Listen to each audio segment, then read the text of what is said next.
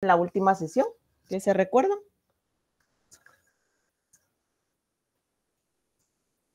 Del periodo histórico de Ríos Montt. Ajá, ¿de quién más? A ver.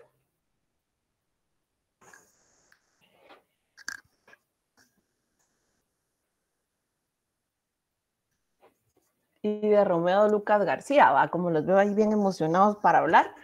Entonces, vamos a entrar ya en otro tema. Vamos a hablar un poquito acerca ya de la transición democrática, ¿verdad? Tal vez veníamos de gobiernos en donde básicamente habían sido gobiernos en donde no se había respetado la representatividad de las personas, ¿verdad? Gobiernos en donde básicamente confabulaban para imponer a personajes al poder, ¿verdad? Y también básicamente el conflicto que se seguía desarrollando, ¿verdad? Entonces, vamos a ver cómo Óscar Mejía Víctor retornara a un gobierno civil, ¿verdad? Eso es lo importante. Entonces, hoy vamos a discutir en cuanto al gobierno de Óscar Mejía Víctor, vamos a también al gobierno de la democracia cristiana y vamos a comenzar a hablar de esas negociaciones de la paz que fueron importantes, fueron vitales, ¿verdad? Para solucionar las controversias entre ambos actores, ¿verdad? Del conflicto armado. Entonces vamos a ver que lo mencionamos en la sesión anterior que pues Óscar Mejía Víctor pues básicamente va a dar un golpe de estado el 8 de agosto de 1893, ¿verdad? Entonces va a encontrar el país en un contexto donde va a haber inestabilidad política, vamos a tener el conflicto armado interno, vamos a tener problemas de qué, problemas en cuanto a problemas económicos, problemas sociales, ¿verdad? Entonces, él va a tomar medidas, ¿para qué? Para fortalecer, ¿verdad? Para fortalecer el control militar y gubernamental para avanzar hacia esa democratización, ¿verdad? Entonces, una de sus principales iniciativas fue la Constitución de 1985, ¿verdad? En donde va a ser un proceso de convocatoria, ¿verdad? Se va a hacer un proceso de convocatoria para una Asamblea Nacional Constituyente para que se pueda reformar la Constitución, ¿verdad?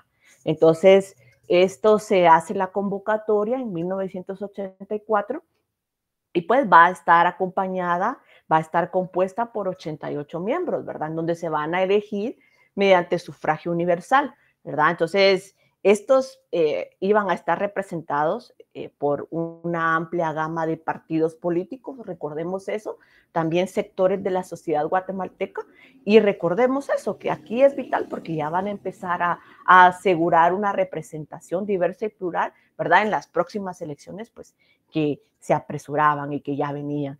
Entonces, el principal objetivo de esta Asamblea Nacional Constituyente es que reemplazar la Constitución de 1965 y ahora establecer un marco legal en donde que se garantice que la separación de los poderes del Estado, la protección de los derechos humanos y efectivamente un sistema electoral democrático, ¿verdad?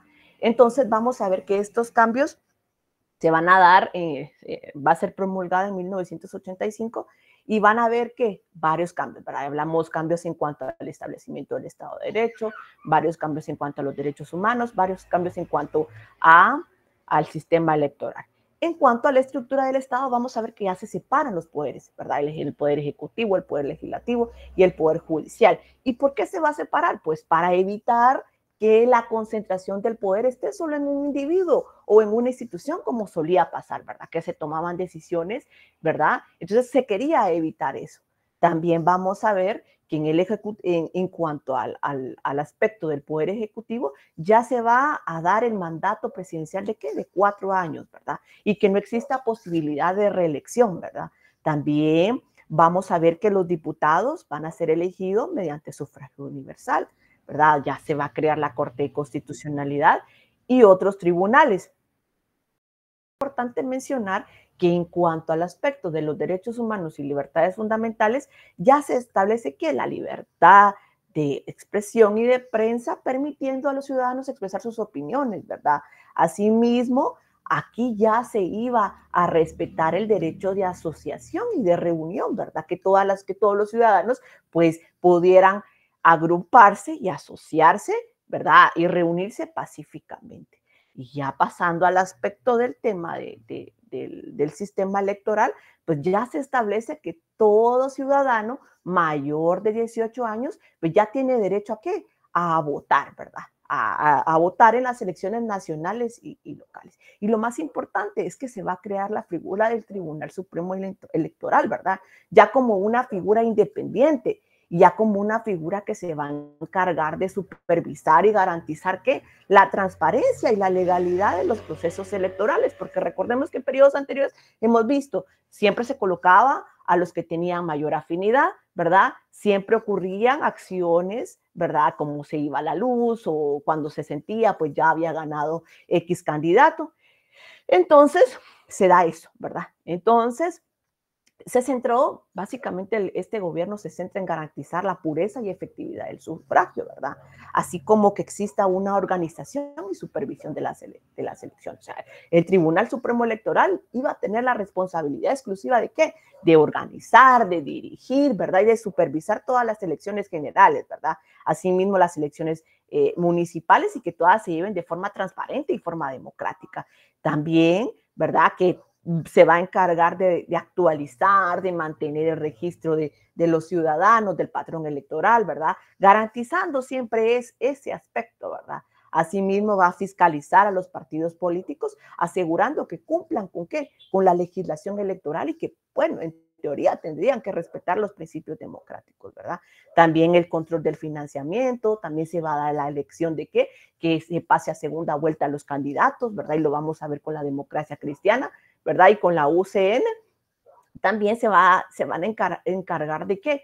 De declarar los resultados, ¿verdad? De declarar, de oficializarlos. También para resolver, en caso que exista algún conflicto electoral, pues se va a encargar de resolver esas impugnaciones, esas quejas, esas controversias, ¿verdad? En el proceso electoral, actuando siempre de una manera, ¿verdad?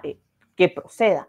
También se va a encargar de qué? De que en la sociedad, que la sociedad se pueda promover qué? La educación cívica, la educación, la participación electoral, siempre promoviendo la participación en los procesos democráticos, ¿verdad? También es importante hablar que el panorama económico en el gobierno de Óscar Mejía Víctor pues no era el más apropiado, ¿verdad? Porque recordemos que había recibido un país en bancarrota, había con inflación, ¿verdad? Con crisis económica. Entonces, pues él introdujo disposiciones para reforma agraria, asimismo el desarrollo rural, también podemos hablar que mejorar las condiciones de vida de los campesinos, ¿verdad? Asimismo va a garantizar la educación y la salud, ¿verdad? Que también ustedes van a ver durante el gobierno de él, pues se van a crear más programas para ir con los pueblos, para ir con las comunidades, para poder volver a reencauzarse, ¿verdad? Y para que ellos puedan, pues, estar seguros que iban a tener ese derecho, ¿verdad? Ese derecho. Entonces, hay que afirmar que las reformas constitucionales van a representar un gran paso, ¿verdad? Para la democratización de Guatemala, porque ya se aproximaban las elecciones, ¿verdad? Entonces, a través de esto también permitió que la restauración, ¿verdad? Del orden constitucional, el establecimiento de ¿qué? De instituciones democráticas, ¿verdad? Ahora hay que hablar de las estrategias, pues porque el panorama, el conflicto armado interno seguía, ¿verdad? Seguía, pero la dinámica del contexto, ¿verdad? El paradigma, como lo mencionamos en la sección anterior, pues va a cambiar, ¿verdad? Entonces, ¿qué va a pasar? Pues la estrategia militar iba apoderándose, iba agarrando más fuerzas, ¿verdad? Entonces, pues ya tenía mayores operaciones, ya mejoró sus tácticas, ¿verdad? Ya pasó de tierra arrasada a ya establecer programas específicos a ciertos territorios, ¿verdad? Por ejemplo, ya tenemos la estrategia de techo, tortilla y trabajo, ¿verdad? Es muy similar a la de el gobierno anterior de Efraín Ríos Montt. Entonces, ¿por qué techo? Bueno, porque él decía que al habilitar o al mejorar las condiciones de vida de las poblaciones rurales, ¿verdad? Y que estas fueron afectadas por el conflicto armado interno, pues apoyarlos a ellos proporcionaría ¿qué? Viviendas más seguras, ¿verdad? Y para que las personas se sintieran a sí mismo esa seguridad que no les iban a hacer daño, ¿verdad? y que esas viviendas pues fueran adecuadas. También otro de los aspectos importantes que hay que mencionar es que ellos querían reducir, ¿verdad? Esa estrategia iba acompañado de reducir la simpatía, de reducir el apoyo hacia la guerrilla, ¿verdad? Porque recordemos que eso había sido en anteriores ocasiones un factor que incidía, ¿verdad? Al no contar con los beneficios o con los servicios, ¿verdad? Las personas pues se iban, ¿verdad? En esa necesidad, en ese aspecto de pobreza, en ese aspecto de desempleo, ¿verdad? Entonces los obligaba pues, a formar parte. También surgió el control de la población, ¿verdad? Que se instauraban en esas comunidades para asegurar, para monitorear, para controlar, ¿verdad? Que efectivamente pues la guerrilla no pudiera reclutar a las personas, ¿verdad? Entonces, eso, mejorar las condiciones de vida, ayudaba a legitimar al gobierno, ¿verdad? Ante la comunidad internacional, porque recordemos que ya comenzaban las presiones a nivel internacional, ya comenzaban el aspecto a los derechos humanos, ¿verdad? A una democracia, ya se nos va a exigir, ya después vamos a analizar en cuanto a ese aspecto. ¿Por qué tortilla? Pues porque ellos decían de que era esencial proveer, ¿verdad? Y mejorar la seguridad alimentaria de las personas, de las comunidades, ¿verdad? Entonces ya se proveyó granos básicos como el maíz, ¿verdad? Como el frijol y como otros productos esenciales, ¿verdad? Entonces, al depender del gobierno para la provisión, bueno, esas comunidades serían más propensas de qué? De apoyar al gobierno, siempre teniendo un objetivo, ¿verdad? Entonces se establecieron programas, ¿verdad? Programas de distribución de alimentos a las comunidades más necesitadas, a las comunidades que se identificaron que tenían que se habían acentuado en los lugares de mayor conflictividad, ¿verdad? Durante, valga la redundancia, durante el conflicto armado interno, ¿verdad? Y siempre iban a ser supervisados por el ejército, ¿verdad? Y el componente de trabajo es que se crean las oportunidades, ¿verdad? Las oportunidades para las personas afectadas en el conflicto, pero también aparte del trabajo ya se iba a reestructurar, a mejorar la construcción de caminos, ¿verdad? La infraestructura, ¿verdad? Sino que también mejorar la conectividad, ¿verdad? De esto que iba a ser esencial. También se proporcionó programas de capacitación, ¿verdad? Para las personas, ¿verdad? Asimismo, buscar apoyos para que ellos tuvieran oportunidades de empleo y siempre teniendo esa visión para que no se unieran con quién, con la insurgencia. Entonces, al evaluar estos programas, podemos decir que las condiciones de algunas comunidades rurales pues ya eran diferentes, ¿verdad? E incluso hubo una reducción temporal del apoyo a la guerrilla en las áreas específicas, ¿verdad? Incluso vamos a ver testimonios, si usted, bueno, tiene el libro y continuó con la lectura, pues decía que efectivamente muchas personas ya hablaban de que por qué unirse a la guerrilla, ¿verdad? Si lo único que esta ya estaba perdiendo, qué poder, ¿verdad? Y lo único que hacía, pues, era quitarles a ellos los aspectos en cuanto a mejorar sus condiciones. Podemos decir sus suministros, si queremos decir de esa manera. Entonces, este aspecto, como ya lo veníamos mencionando, incidió también en la presión internacional. Ya habíamos visto el cambio de paradigma, habíamos visto que ya se está aproximando el aspecto de la Guerra Fría, ¿verdad? El socialismo y el comunismo iban perdiendo poder en algunos países, ¿verdad? Entonces vemos cómo Estados Unidos ya implementó políticas enfocadas en los derechos humanos, políticas enfocadas en la democratización. Entonces, todas estas denuncias, porque habían denuncias y ya vamos a ver actores en donde ellos consideran, ¿verdad? Y todos los hechos, todas las masacres que ya hemos hablado con anterioridad, iban a incidir en esto, ¿verdad? Las denuncias de violaciones de los derechos humanos, ¿verdad? El Congreso de los Estados Unidos, pues, ya comienza a ejercer presión para que Guatemala, pues, mejore su historial de derechos humanos y avanzar hacia qué? Hacia la paz, ¿verdad?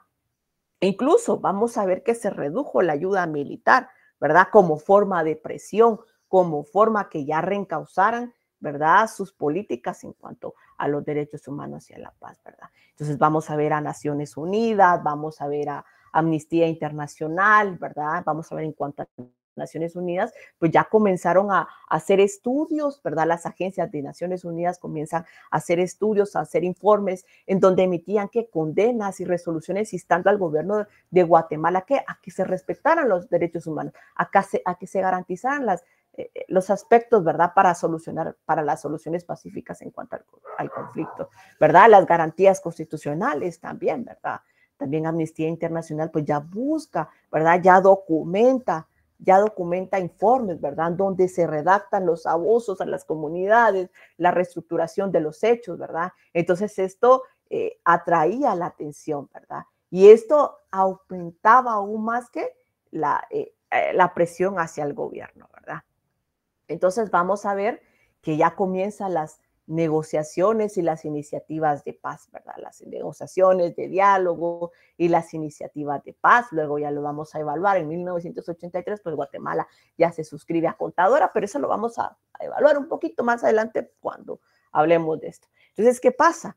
Habíamos hablado del aspecto, ¿verdad? De las elecciones que se aproximaban. Entonces, en 1985, pues se realizan las primeras elecciones, ¿verdad? Y estas primeras elecciones, lo más importante es que iban a ser democráticas, ¿verdad? O sea, desde 1950, pues no había esa apertura democrática, no había ese respeto, ¿verdad? Entonces, básicamente se realiza bajo esta nueva constitución, ¿verdad? Se convocan a elecciones para elegir al nuevo presidente. El Tribunal Supremo Electoral, ya como institución oficial, se encarga de qué? De hacer la concientización, de imprimir las boletas, ¿verdad? Y vamos a encontrar que aquí ya van a haber 8 partidos, ¿verdad? Y entre los que pues van a tener renombre y van a tener la simpatía de la sociedad, pues vamos a ver a la Democracia Cristiana, ¿verdad? Vamos a ver a la UCN.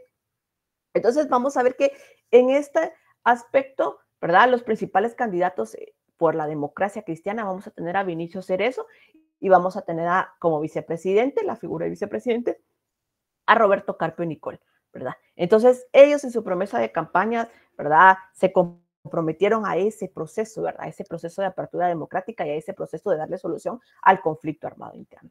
Por el otro lado, vamos a tener a la Unión del Centro Nacional, la UCN, comandada por Jorge Carpio Nicol y Ramiro de León Carpio, ¿verdad? Algo curioso es que ellos dos, los dos partidos, pues, eran familiares. Al final de cuentas, el vicepresidente de Vinicio Cerezo, Roberto Carpio, con el contrincante Jorge Carpio Nicol, pues eran hermanos, y Ramiro de León Carpio era su primo, ¿verdad? Entonces, vamos a hablar que en ese sentido fueron los ganadores de la primera vuelta, ¿verdad? En la primera vuelta se sitúa, ¿verdad? En primer lugar la Democracia Cristiana con 648.803, ¿verdad? Y a participantes o que emitieron el sufragio, ¿verdad? Y la UCN con 339.695, ¿verdad?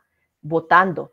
Entonces vamos a ver que la participación en estas elecciones fue de 69.28% por parte de la población, ¿verdad? Entonces quiere decir que estos dos partidos pues pasan a segunda vuelta. Entonces era la primera vez en la historia política de Guatemala que se iba a realizar esto, que se iba a realizar elegir al presidente, ¿verdad?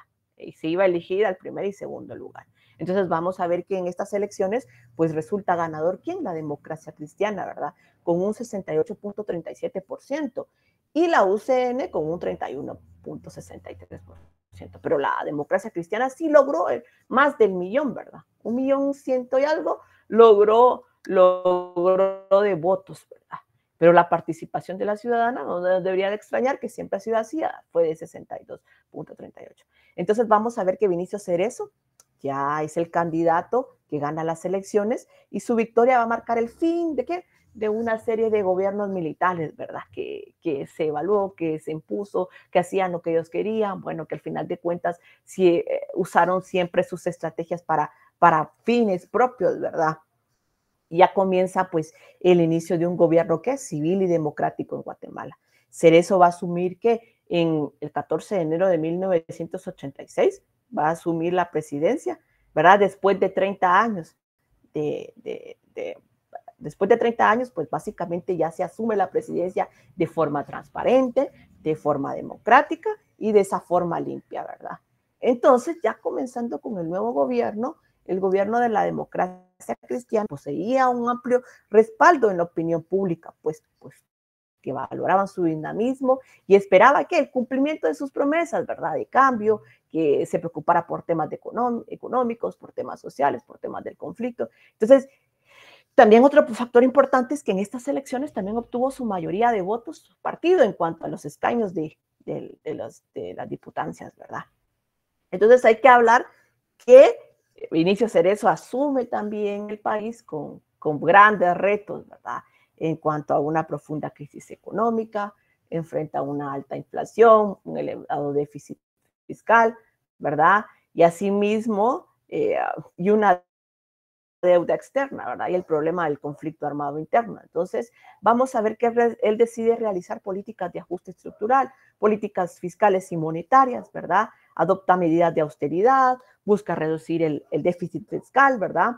Asimismo, cómo mejorar la recaudación fiscal. Ya se tienen mejores relaciones. Recuérdense que Guatemala había sido aislada, ¿verdad? Por los organismos internacionales debido al conflicto armado, ¿verdad? Pero como los procesos de democratización se estaban dando, pues ya hubo una mejor relación, ¿verdad? Junto a organismos internacionales tales como el FMI, el Banco Mundial, ¿verdad? Porque ya se buscaba el apoyo financiero para implementar programas, ¿verdad? Que mejoraran el panorama aquí en Guatemala en cuanto a la apertura de trabajo, en cuanto a la apertura de programas sociales, ¿verdad?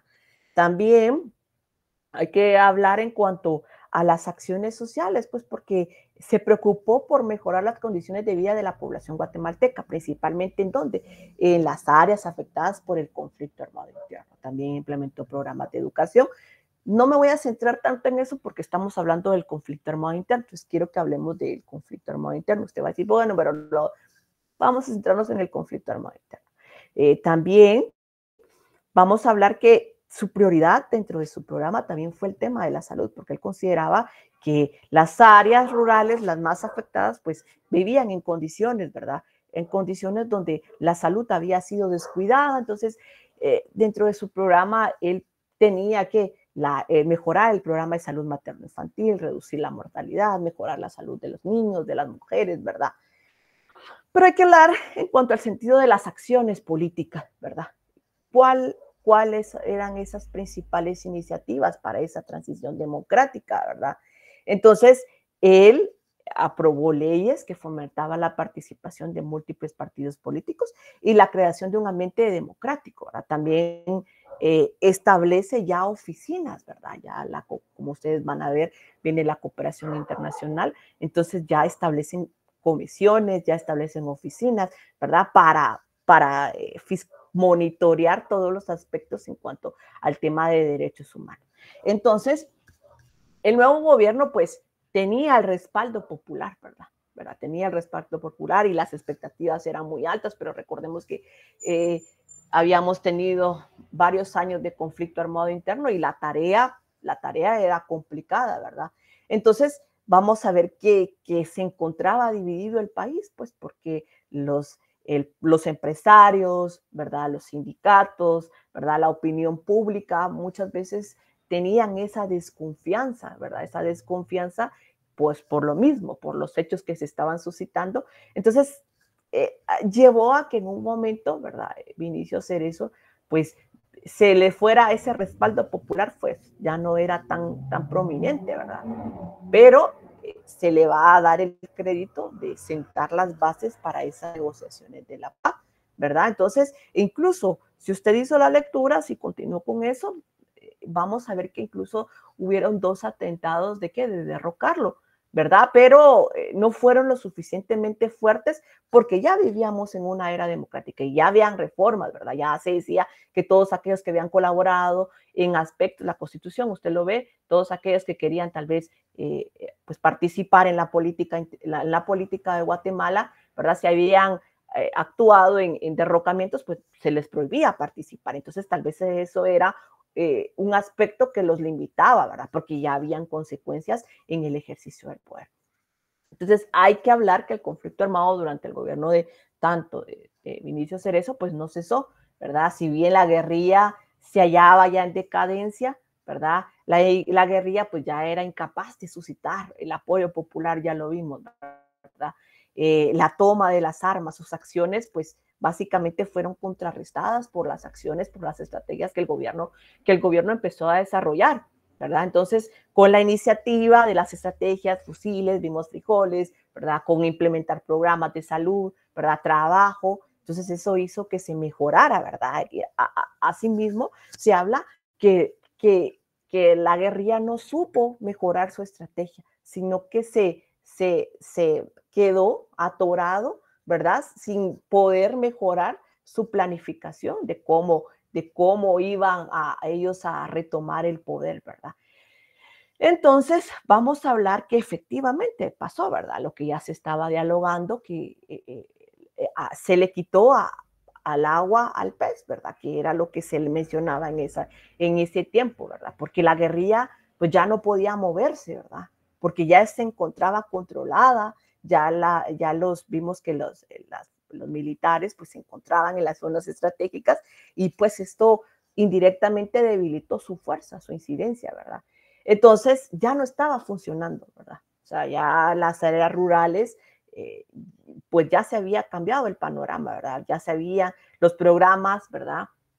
Estaban dándose cumplimiento. Entonces, algunos decían de que por qué iban a regresar, por qué se iban a sacrificar, ¿verdad? Y parte de ello también hay que hablar que el éxito que tuvo lo del aspecto de las PAC, ¿verdad? Que ya los hablamos, que esas personas se les dio una participación, ¿verdad? Entonces, hay que hablar que no tomaron en cuenta para nada, ¿verdad? Dando ese aspecto de que no se mejoró su estrategia, ¿verdad?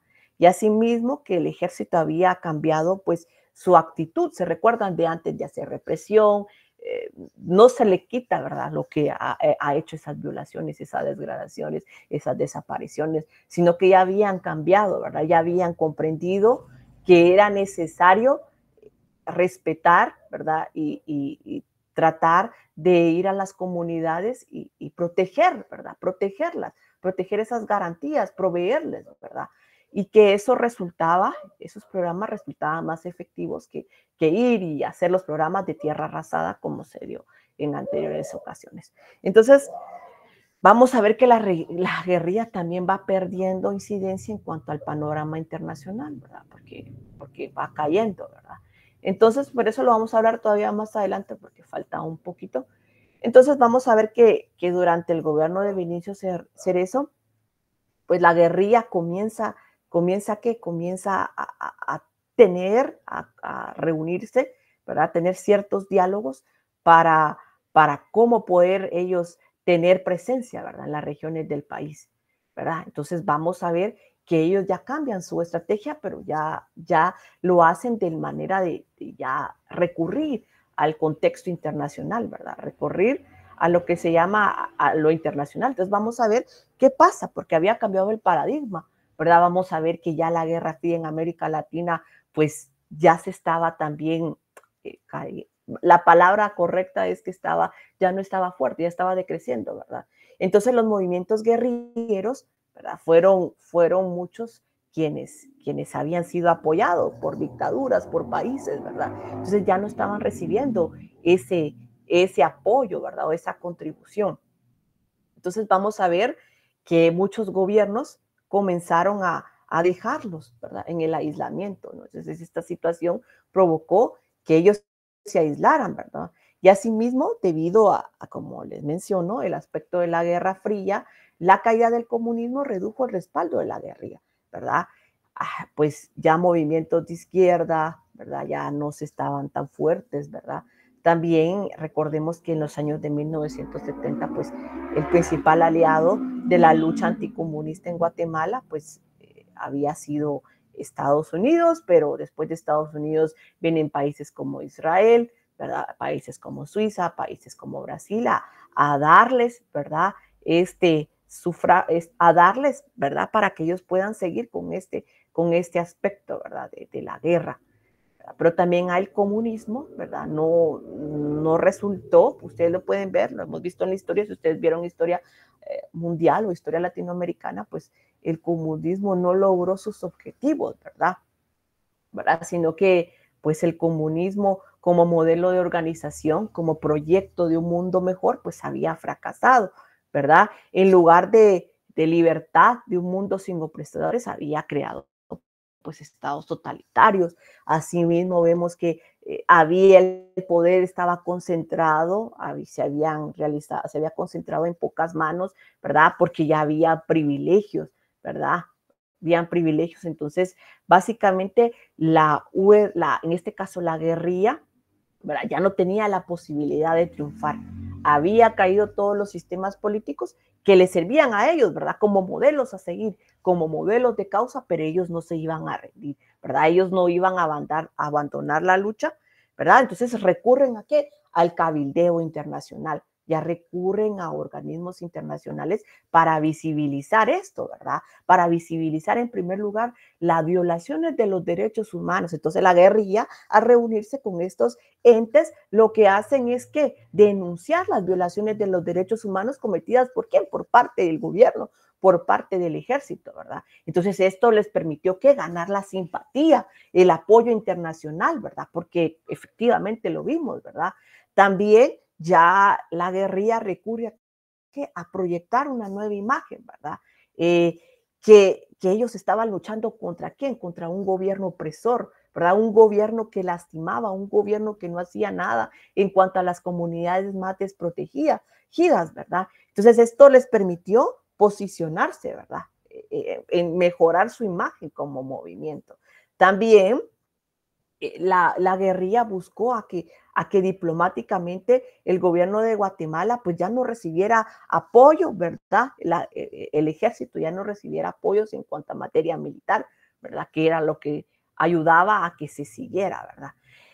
Entonces, también vamos a ver que ya, como les dije, se vienen diferentes oficinas, ya se reúnen a nivel internacional, ¿verdad? Vamos a ver organizaciones como la ONU, la OEA, ONGs internacional, van a empezar a ejercer presión. ¿Para qué? Para que se empiecen a negociar, para que se empiece a fomentar ese diálogo, ¿verdad? Que exista ese diálogo, esa negociación, ¿verdad? Factible en donde tanto ambos pues puedan solucionar sus controversias, ¿verdad? Entonces ya se realiza el proceso de la apertura, ¿verdad? La apertura de la negociación, ¿verdad?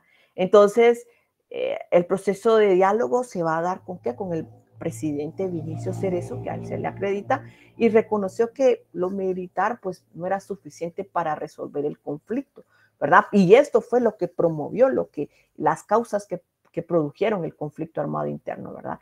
Entonces produjo un acercamiento ¿con quién? Con las Fuerzas Armadas. Entonces, aquí ya viene el antecedente de cuáles fueron esos procesos de negociación de la paz. Vamos a ver en primer lugar el proceso de Contadora que se hace en 1982, ¿verdad? En el gobierno de anterior, de Víctores, ¿verdad? En donde se reúnen los ministros de Relaciones Exteriores, ¿verdad? Entonces, preocupados, ciertos países a nivel internacional, ¿verdad? Se preocupan, en este caso México, Panamá, se preocupan, ¿por qué? Por lo que estaba pasando en Centroamérica, pero no solo en Centroamérica, sino que recordemos también que en parte de la región latinoamericana también vivía dictaduras, ¿verdad? Entonces, los ministros de Relaciones Exteriores se reúnen, ¿verdad? Y comienzan a concientizar, comienzan a decir que es necesario llegar, ¿verdad?, a una resolución, y pues aquí se hace el proyecto Contadora, ¿verdad?, o el acta del grupo Contadora, en donde va a tener como el rol protagónico de qué, la negociación de la paz. Ellos se iban a comprometer con la región centroamericana para que la solución de las controversias, ¿verdad? Entonces, ellos se reúnen, ¿verdad? Y documentan esto, ¿verdad? En el proyecto Marco para la Pacificación de Centroamérica. Y aquí se van a dar las normas, ¿verdad? Las normas de carácter obligatorio para alcanzar la paz, ¿verdad? Para ponerle fin a ese conflicto armado interno. Entonces aquí vamos a ver que se van a desarrollar 21 puntos, ¿verdad? Y esto con el fin de ¿qué? De buscar esas negociaciones con los ambos bandos. Entonces vamos a ver que por parte, ¿verdad?, de la Comisión Kissinger, ¿verdad?, por parte de los Estados Unidos, pues ya realizan informes, y estos informes pues llegan a una conclusión en que la pobreza, ¿verdad?, la injusticia social, ¿verdad?, son los causantes de ¿qué? De atrasos en los países, ¿verdad? Y asimismo son los causantes también, ¿verdad? En donde se provoque, la guerra los provocó, la guerra hizo que se vivieran momentos en donde se incrementaran más estos problemas estructurales, ¿verdad? Que hasta la fecha, pues, no hemos logrado avanzar en cuanto a este aspecto, ¿verdad? Igual, Estados Unidos verificó que en Centroamérica, sin este su informe, que era necesario el desarrollo, que era necesario esa cooperación, que ellos iban a aportar, que ellos iban a apoyar, ¿verdad? Con sus conocimientos, ¿verdad? Iban a apoyar a la región centroamericana e hicieron donaciones exclusivamente para los proyectos de la paz, ¿verdad? Ya en el año de 1984, pues ya se inaugura el diálogo de la conferencia en San José, en donde se reúnen también la comunidad europea y refleja también esa situación, ¿verdad? En donde países como España, países como Portugal, ¿verdad? Se reúnen con todos los estados centroamericanos, ¿verdad? Y aquí ya documentan los objetivos de Contadora, ¿verdad? Y ya establecen, ¿verdad? Una alianza con todos ellos para la búsqueda de la paz, para el fortalecimiento del derecho, para la integración centroamericana, para la democracia, ¿verdad? Entonces vamos a ver que ya cuando entra al poder Vinicio Cerezo en 1985, pues ya se forma la creación del Grupo Contadora, ¿verdad? Y ya este Grupo Contadora va a estar formado por amigos, ¿verdad? Por amigos de a nivel de países de región latinoamericana, como Argentina, como Brasil, como Perú.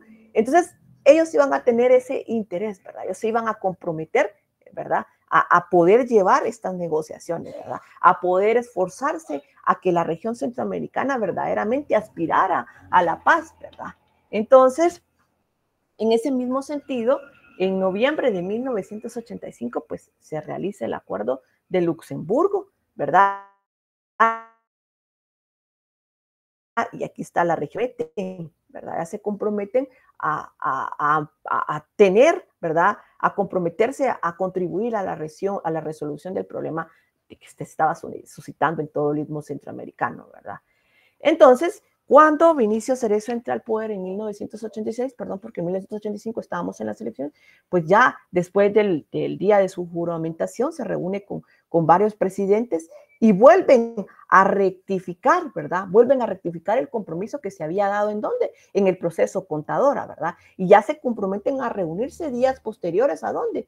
A hacer el foro, ¿verdad? O el denominado Esquipulas 1, ¿verdad? En donde ya se van a reunir, ya van a firmar acuerdos, ¿verdad? Ya comienzan en donde se va a respetar que los derechos humanos, ya va a haber una reconciliación nacional, ¿verdad? Entonces, en Esquipulas 1 se va a comprometer a eso, ¿verdad? A tener diálogo. ¿Diálogo con quién? Con la guerrilla. ¿Diálogo con qué? Con la sociedad civil. ¿Diálogo con quién? Por parte del ejército, por parte del gobierno, ¿verdad? Porque esto era indispensable para acabar con la violencia que se estaba suscitando, ¿verdad?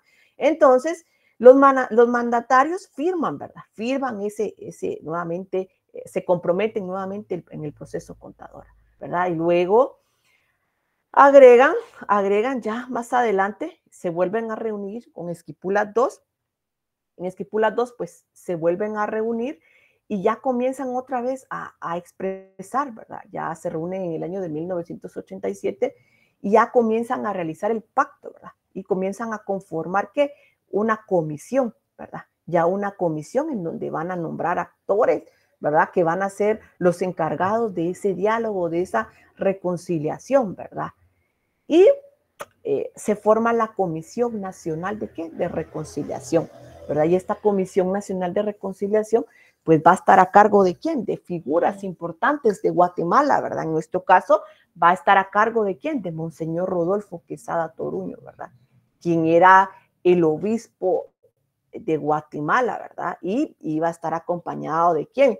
De Monseñor Juan Gerardi, ¿verdad? Y también de varios personajes de la sociedad civil y también en ese momento el dirigente político, ¿verdad? Jorge Serrano Elías, ¿verdad? Y en representación de Guatemala, pues va a participar también el vicepresidente Roberto Carpio, ¿verdad? Entonces la Comisión Nacional de Reconciliación se convirtió, ¿verdad? En la figura en donde se iban a discutir importantes aspectos de la agenda que se iba a dar en el marco de este proceso de paz, ¿verdad? Entonces, vamos a ver que este primer encuentro se da en Madrid, ¿verdad? Se da en España. En esta reunión, pues van a hablar en cuanto a los aspectos de la construcción de la paz. Asimismo, se van a sostener diálogos con la insurgencia, ¿verdad? Que era necesario que ambos bandos, pues, debían de poner sus armas y aceptar una amnistía, ¿verdad? En lo que se realizaban las negociaciones, ¿verdad? Se empezaron a realizar debates, ¿verdad? Pero después esto se va a estancar con la entrada de Serrano Elías, ¿verdad? También hay que hablar en cuanto al aspecto del acuerdo básico para la búsqueda de la paz, ¿verdad? Porque este se da en 1990, ¿verdad? Ya vemos que se da el primer acuerdo y este acuerdo pues reúne, se firma con el objetivo de ¿qué? De que esta comisión, ¿verdad? Esta comisión, la Comisión de Reconciliación, se iba a poner como figura principal al gobierno de Monseñor Quesada, ¿verdad?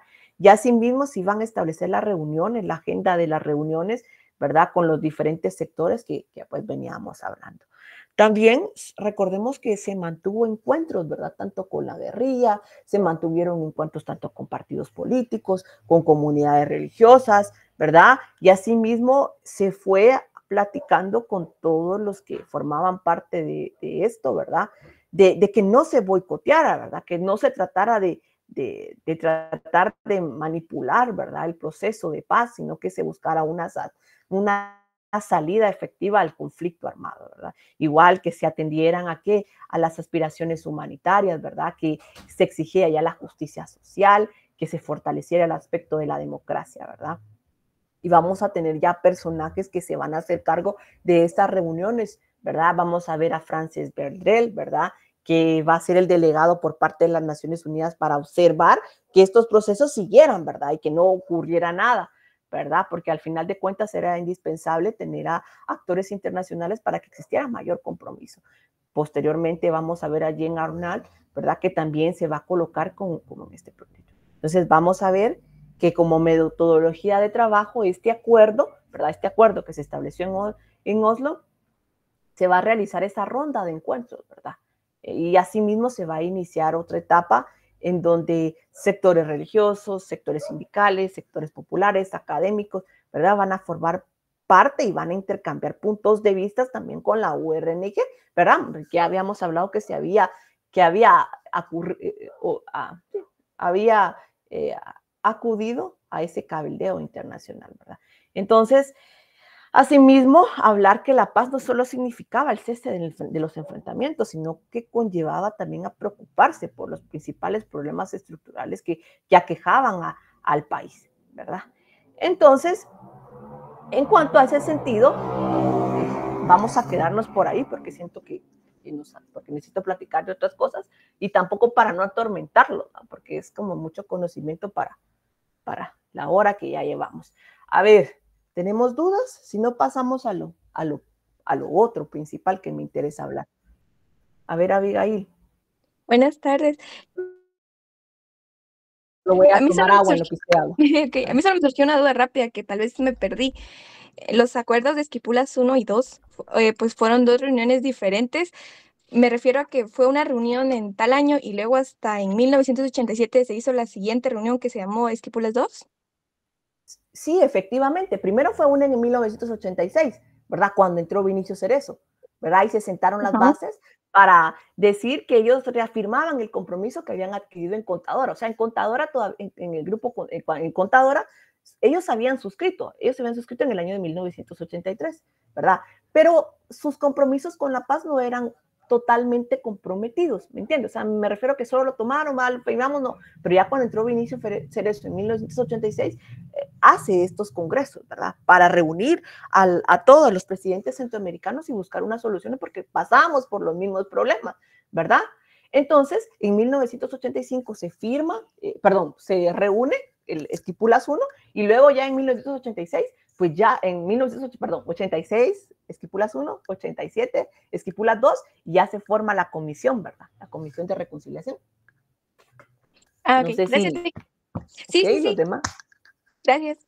Igual, les voy a mandar todas las lecturas, no se las quise mandar porque sí son un montón, pero ya van a tener hoy subidos los documentos para que ustedes puedan leer, que es para la próxima semana, que ya vamos a empezar a discutir la ronda, ¿verdad? Porque ya viene la ronda de negociación, ya vienen los aspectos en cuanto a Querétaro y a todos los demás países en donde se fueron a dialogar, ¿verdad? Porque no lo hacen aquí con el fin de que no se vayan a boicotear las negociaciones, ¿verdad? Porque puede ser que ellos estuvieran reunidos en tal y tal lugar y podía venir la guerrilla o podía venir el ejército e interrumpir. Entonces se va dando esta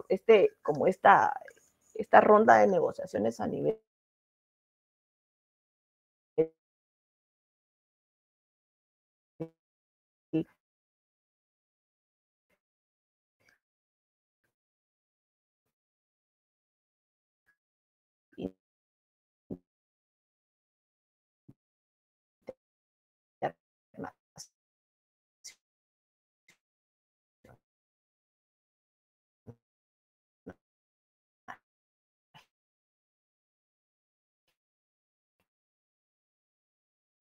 bueno,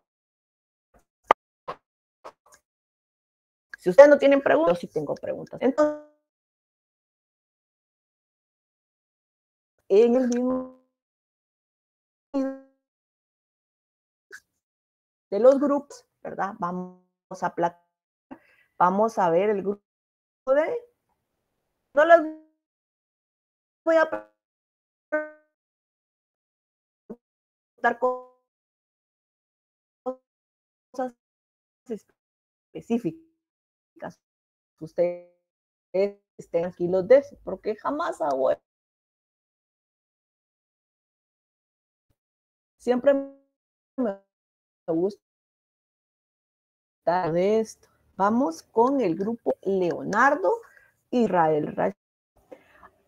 A ver, en el grupo de Leonardo Israel Rachón, quisiera preguntarle a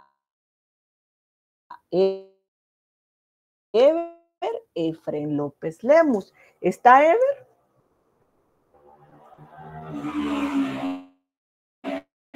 ¿Ever está por ahí? Bueno, Ever a la 1, Ever a las 2, Ever a las 3. Bueno, no está. Pasamos al siguiente grupo.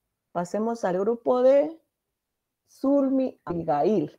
Kimberly Lourdes, recuérdense, sabe lo que más, qué fue lo que logró captar, a ver, de Mejía Vírquez o el gobierno de Cerezo. Fue lo que aprendió el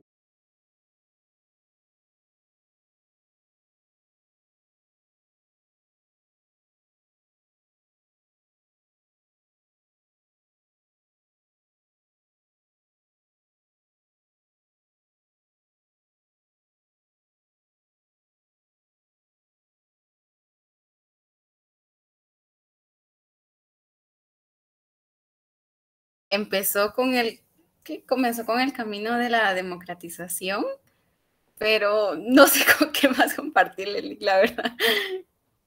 ¿Algo más? Alguien del grupo de Zulmi, a ver, Zulmi. Sí, licenciada.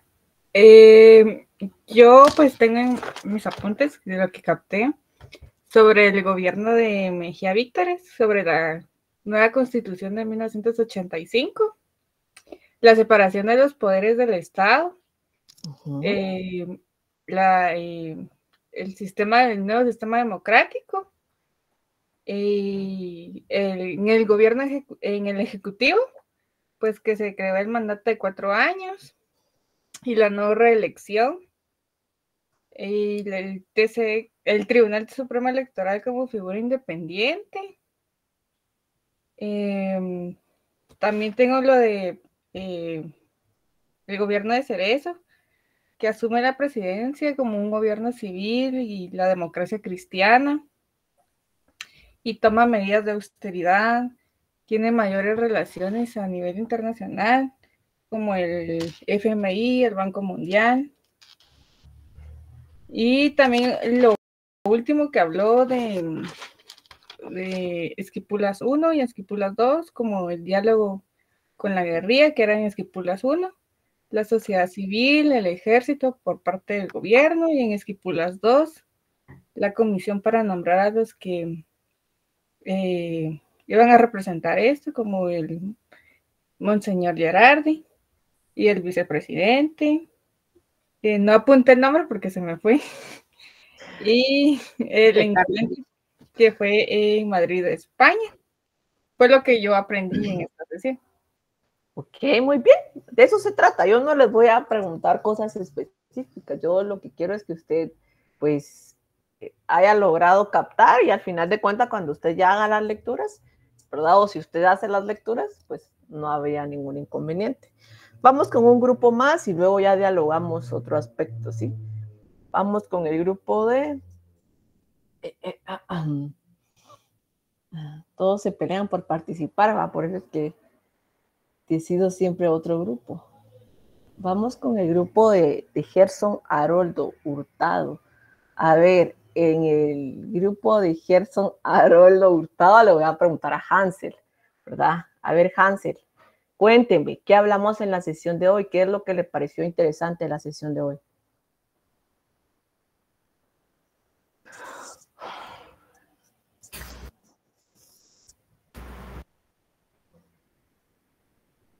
Sí, ¿me escuchan? Sí, Hansel, lo escuchamos.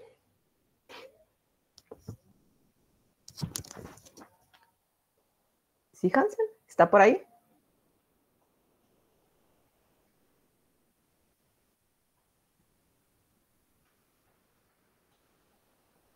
Ajá, Hansel.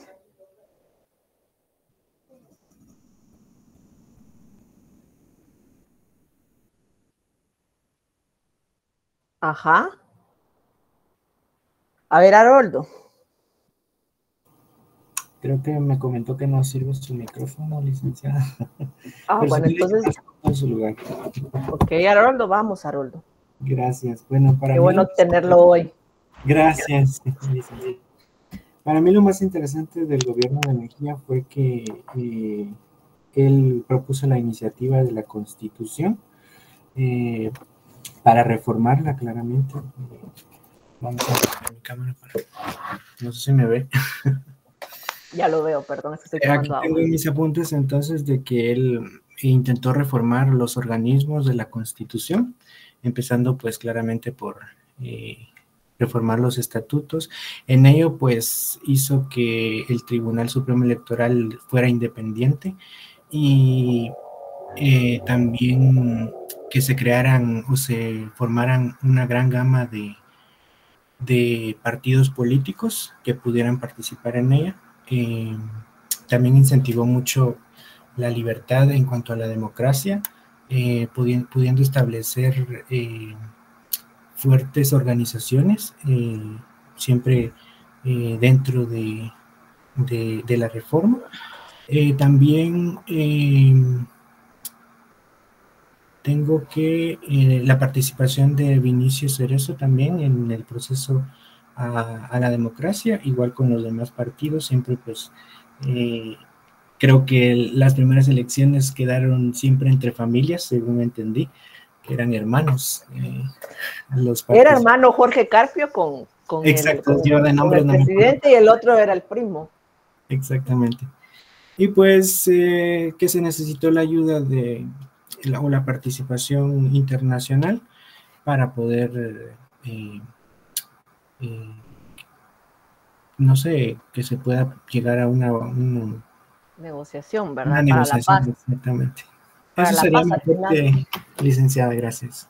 Gracias. Al final de cuentas, ¿verdad? Creo que siempre dependemos de la política exterior o siempre dependemos de lo internacional, porque indirectamente estamos obligados a, ¿no? Hoy en la mañana escuchaba un debate en Emisoras Unidas, ¿verdad? Si usted escucha noticias y hablaba al final de cuentas un embajador, no me recuerdo el nombre, pero él decía, siempre nuestros gobiernos han estado como, ¿qué va a pasar? Que, por ejemplo, este año es importante en cuanto al panorama porque se acercan las elecciones en Estados Unidos. Entonces eso va a depender mucho en lo que pase en nuestro país, ¿verdad? Entonces siempre, al hablar de este tema, es que siempre estamos como presionados a otras potencias, ¿verdad? Porque indirectamente son potencias a lo que pasa, ¿verdad? Y a lo que estamos obligados a hacer lo que ellos digan al final de cuentas, ¿verdad?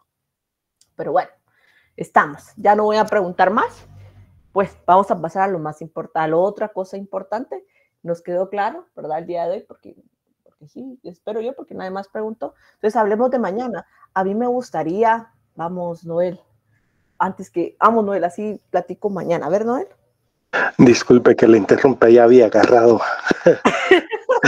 vuelo con lo de mañana. No, licenciada, solo según le entendí yo a Sabino y por lo que platicó usted hoy, de que no fue que Óscar Humberto Mejía Víctores fuera el encargado o tuviera demasiada influencia en la Constitución, más bien él propició la apertura y los encargados fueron los grupos políticos, especialmente la Democracia Cristiana, la UCN y el MLN, que tuvieron la mayoría en la Asamblea Nacional Constituyente. ¿Estoy bien ahí? Sí, efectivamente, ¿no? Incluso hablaban, hay una crítica, creo que es de Sabino o es de Luján, que había que tener cuidado porque esta Asamblea Nacional Constituyente iba a realizar esta constitución y esta constitución, por ejemplo, ellos la iban a tomar a su favor, o sea, la iban a realizar, pero siempre pensando en que en las próximas elecciones ellos iban a ser los candidatos y todo lo que plasmaran en esta constitución, pues efectivamente los iba a afectar, como el ejemplo de la interpelación a los diputados, ¿verdad? Entonces, todas estas cosas mencionaban que fue importante porque ayudó, ¿verdad? O sea, los partidos políticos realizaron el aspecto que usted estaba mencionando, ¿verdad? Y inició indirectamente los partidos políticos como la Democracia Cristiana, la UCN, pues ya inician esa apertura, ese compromiso a la democracia, ¿verdad? Y a la búsqueda de la solución de la paz, ¿verdad? Noel, perdón, se me olvida su nombre, Noel. Sí, gracias. Y el libro está interesante, incluso el libro, si ustedes lo leen, en la parte última ya hace un recuento y ya habla acerca de cómo hay discrepancias, ¿verdad? Porque ellos hablan de que no son 200 o 1000 personas que murieron en el conflicto armado, sino que ellos aseguran que fueron como 70,000, algo así. O sea, si usted lee el libro, pues ya vamos a llegar al momento cuando la comisión haga su informe, lo vamos a analizar también, pero es interesante esa parte, ¿no? Y esa parte de que habla de cómo el aspecto internacional, el aspecto nacional, cómo el cambio de paradigma, pues va a incidir en el contexto de Guatemala, ¿verdad? Entonces, sí, gracias. Y la última, disculpe, es que según lo que ha leído usted investigado, sí es cierto de que las encuestas que tenían estos grupos políticos les daban de que Ríos Montt seguía con altos grados de aceptación en la población y por eso estos grupos pusieron retroactivo el artículo 186 que le daba la participación a Ríos Montt. Exactamente, que todos los que fueran que todos los que participaran en los movimientos de derrocamientos no tenían derecho a esa participación, o ellos siempre se adelantaban porque sucedía, ¿verdad? Pasaba, incluso vimos que el gobierno de la democracia pues tuvo intentos de golpes, pero no lo hacían por el hecho que los limitaba, ¿verdad? Porque había una sanción para los que participaran en esas cuestiones, ¿verdad? Entonces, muy acertado y gracias por visibilizarlo, Noé, porque sí es importante que, bueno, igual me alegra que lleven la lectura, ¿no? Ok, ¿estamos? ¿Ya nadie más? Va, hablemos. Miren, pues a mí lo que me interesa platicar es mañana, porque mañana vamos a ir allá, ¿verdad? Entonces quiero ponerme de acuerdo con ustedes y ya no decir, bueno, ¿qué vamos a hacer? Sino que hablar el tema que ellos me dijeron de que ellos no nos cobraban, que ellos nos daban que habíamos negociado, que no nos iban a cobrar, pero que ya dependía de nosotros de dar, pues algo. Entonces, para que allá no se vea como que les estoy cobrando, ¿verdad? Algo así, sino que ya llegar y asignar a una persona y que a esa persona pues se le dé lo que ustedes quieran darle, ¿verdad? Entonces, solo preguntar eso, ya llegar a un consenso con ustedes. No sé si damos o no damos, ¿verdad? Ustedes son los que me dicen, quiero escucharlo. A ver. Yo creo que sí, licenciada, yo creo que sí hay que dar aunque sea algo, porque no sé, ¿verdad? Si ahí llega mucha gente y también por el servicio que nos van a dar también. No, David, yo no mando, o sea, yo quiero que sea algo democrático, yo no quiero imponerles así, porque no, la licenciada nos está exigiendo, no, pero gracias a Haroldo, esto es democrático, y entonces pongámonos de acuerdo cuánto vamos a dar, ¿verdad? ¿Cuánto vamos a dar? A ver, Laura. Buenas, a mí me parecería justo tal vez unos 5 quetzales, por ejemplo, por cabeza, ¿va? O si vamos, por ejemplo, unas 50 personas y diéramos un quetzal, son 50